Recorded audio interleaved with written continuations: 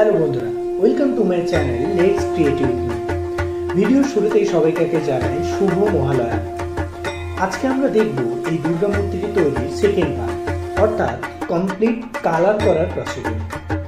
চলুন আর বেশি কথা না বাড়িয়ে ভিডিওটি শুরু করা যাক। প্রথমেই আমি করে নিয়েছিলাম প্রাইমার, অর্থাৎ হোয়াইট কালার দিয়ে কমপ্লিট মূর্তিটিকে একটা কমপ্লিট কোট করে নিয়েছিলাম, যাতে কি হয় নেক্সট টাইম যে কালারগুলো করবো সেগুলো আরও ভালোভাবে ফুটে ওঠে। তারপরে অবশ্যই আমি স্কিন কালারটা তৈরি করে স্কিন টোনটা কমপ্লিট দুর্গার মূর্তিটিতে করে নিয়েছিলাম, যেমন হাত, পা, মুখ এই জায়গাগুলোতে কমপ্লিট কালারটা করে নিয়েছিলাম। তারপরে গণেশটিকেও সেইভাবে প্রাইমার করে রেখেছিলাম এবং প্রাইমারের ওপরে আমি কি করলাম, একটু স্কিন কালারটা একটু রেড টোনে রেখে আমি কমপ্লিট গণেশ মূর্তিটাকেও করে নিয়েছিলাম। তো এবারে পালা আর একটু ডিটেলিং করা। তো ব্লাউজের যে পোর্শনটা সেটা আমি ব্লু কালার দিয়ে এটাকে কমপ্লিট করেছিলাম। তো সেই কারণে ব্লু কালার দিয়ে প্রথমে হাতের পোর্শনগুলো, সামনে যে হাতগুলো আছে সেগুলোকে প্রথমে করেছিলাম, তারপরে পিছনের দিকে আরও যে 8টা হাত আছে এই 8টা হাতকে কমপ্লিটলি ব্লাউজের কালারটা করে নিয়েছিলাম। এবারে আস্তে আস্তে আরও ডিটেলস করে নেওয়া, যেমন শাঁখা পলার কালারটা করে নিয়েছিলাম হোয়াইট আর রেড দিয়ে। কমপ্লিট 10টা হাতের যে শাঁখা পলা রয়েছে সেগুলোকে আমি কালার করে নিয়েছিলাম। এবং তারপরে মেন পোর্শন চোখটা কমপ্লিট করা। তো চোখটা তৈরি করার সময়, মানে চোখটা রং করার সময় একটু ট্র্যাজেডি হয়ে গিয়েছিল যে আমি মেন পোর্শনটায় ভিডিও করেছি, কিন্তু ক্যামেরার সুইচটা ঠিকঠাক অন না হওয়ার কারণে অনেকটা পোর্শনের ক্লিপ আমার মিসিং হয়ে গেছে। তো যেটুকু পারলাম আমি সেটুকুই এখানে ভিডিওর মধ্যে দেখিয়েছি। প্রথমে আমি ব্রাউন কালার দিয়ে পুরোটাকে কভার করে নিয়েছিলাম, তারপরে আস্তে আস্তে ব্ল্যাক কালার দিয়ে আরও ডিটেলিংটা করেছিলাম। তো রেড কালার দিয়ে আমি জাস্ট ঠোঁটটাকে কমপ্লিট করে নিয়েছিলাম এবং চোখের পূর্ণ পোর্শনটাকে একটু কালার করে নিয়েছিলাম, যাতে কিউটনেসটা আরেকটু হয়। তো কিউটনেস বজায় রাখার জন্য সেইভাবে আমি কালারগুলোকে কম্বাইন করেছিলাম, যাতে মুখের যে কিউটনেসটা আরও সুন্দরভাবে আমি ফোটাতে পারি। তো এখানে মোটামুটি চোখের পোর্শনটাও আমার কমপ্লিট হয়ে এসেছে। ব্ল্যাক কালার দিয়ে আইব্রোগুলোকে আমি আরও ডিটেলিং করে নিলাম এবং তারপরে যে চুলের পোর্শনটা, চুলটা আমি যদিও আরও অ্যাড করবো, আমি তবু ব্ল্যাক কালারটা করে রেখেছিলাম।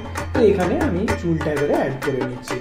কালারের প্রসিডিউরটা মোটামুটি কমপ্লিট হয়ে গেছে। এবারে বাকি চুল বা সাজগুলো করানোর পালা। তো আমি প্রথমেই মাথার চুলটা কমপ্লিট করে নিচ্ছি, কারণ মাথার চুলটা একটু বসতে সেট হতে সময় লাগবে, তার উপরে আমি মুকুটটা পরাবো। তো মাথার চুলটা করার পরে আমি কমপ্লিট শাড়িটা পরিয়ে নিয়েছিলাম। তো এখানে শাড়ি পরানোর প্রসিডিউরটাও আমি কমপ্লিট দেখিয়েছি, যেভাবে পায়েতে প্রথমে মাথাটা লাগিয়ে নিয়েছিলাম, নিয়ে শাড়ির ভাঁজগুলোকে কমপ্লিট করেছিলাম, করে আমি পুরোটাকে শাড়িটা পরে নিয়েছিলাম পায়ের পোর্শনটা। তো এই যে একটু প্রবলেম হচ্ছিল, কারণ আমি আঠাটা দেওয়ার সঙ্গে সঙ্গেই এগুলোকে লাগানোর চেষ্টা করছিলাম। তো এখানে যদি গ্লু গান ইউজ করা হয় তাহলে আরও স্মুথলি আরও তাড়াতাড়ি এই জায়গাগুলো করে নেওয়া যাবে। আমি এখানে জাস্ট কাঠের জন্য যে আঠা ইউজ করা হয় সেই আঠা, ফেভিকল বা আদার যে কোনো কোম্পানির আঠা আমরা ইউজ করতে পারি, তো সেই আঠাই আমি এখানে ইউজ করছিলাম। তো এখানে মোটামুটি একটা পায়ের পোর্শনটা শাড়ি পরানো হয়ে গেছে। সেকেন্ডটাও আমি সেমভাবে প্রথমে পাটাকে ভালো করে আঠা লাগিয়ে নিয়ে তারপরে আমি শাড়িটাকে একটু কুচি করে নিয়েছিলাম। কুচি করে নিয়ে আমি এখানে বসিয়েছিলাম।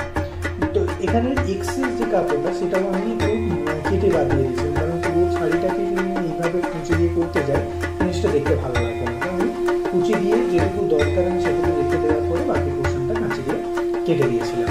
তো এখানে মোটামুটি সামনের পোর্শনটা হয়ে গেছে শাড়ি পরানো। জাস্ট যে আঁচলের পোর্শনটা সেই পোর্শনটা আমি প্রথমে কুচি দিয়ে নিয়ে তারপরে পুরো শাড়িটা এখানে লাগিয়েছি। তো আমি এখানে গণেশ ঠাকুরকেও বসিয়ে নিয়েছিলাম, যাতে কি শাড়ির যে কুচগুলো সেগুলো ঠিকঠাকভাবে সেট হয়ে যায়। তো আমি তার সঙ্গে বাকি যে ডিটেলিংগুলো ছিল শাড়ির আঁচলটা বা কুচির পোর্শনটা সেগুলো আস্তে আস্তে সেমভাবে কমপ্লিট করে নিয়েছিলাম, আঠা দিয়ে বসিয়ে নিয়েছিলাম। তো এগুলো খুব সহজেই করে নেওয়া যায় আঠা বা গ্লু গানের সাহায্যে। জাস্ট এই শাড়িগুলো সেট করে নিলেই হবে। তো এখানে কমপ্লিট এই শাড়িটা সেট করে নেওয়ার পরে আমি কিছুটা পাড়ের পোর্শন বসিয়েছিলাম। তো যেমন চশমা জড়ি বলে সেই ধরনের পাড় আমি একটু বসিয়ে দিয়েছিলাম। এবারে গহনাগুলো করানোর পালা। তো আমি চুলটাকে মাথাটুকু কমপ্লিট করার পরে আমি শাড়িটার চুলগুলোকে শাড়িটা কমপ্লিট করে নিয়ে পরাচ্ছি, কারণ আমি আগে পরিয়ে দিতাম তাহলে কী হতো, শাড়ি পরাতে আমার অসুবিধা হতো। সেই কারণে আমি প্রথমে শাড়িটা পরিয়ে নিয়ে তারপরে চুলটাকে সেট করলাম।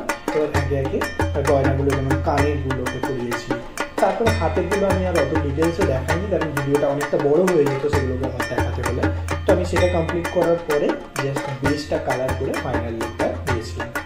তো এখানে আমি জাস্ট যেহেতু এটাকে আমি গণেশ মাতা হিসাবে রিপ্রেজেন্ট করেছি, তো সেই কারণে গণেশটাকেও কমপ্লিট কালার করে একটু শাড়ি পরিয়ে নিয়ে, ওকে ধুতি টাইপ পরিয়ে নিয়ে মায়ের করে বসিয়ে দিয়েছি।